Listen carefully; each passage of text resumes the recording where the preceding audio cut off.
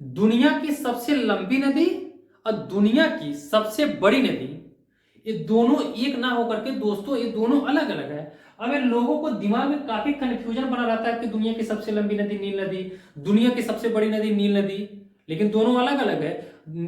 लंबी नदी और बड़ी नदी ये दोनों नदी अलग अलग है। इसको बस ध्यान से समझेंगे हम।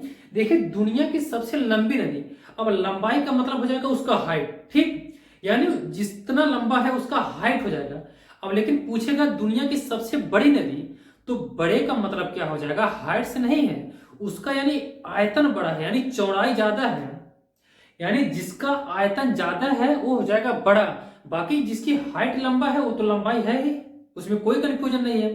तो दुनिया की सबसे बड़ी नदी जो है वो है अमेजन नदी, यानी नील नदी से ज्यादा पानी किसमें है, अमेजन नदी में, क्योंकि अमेजन नदी के आयतन जो है सबसे बड़ा है।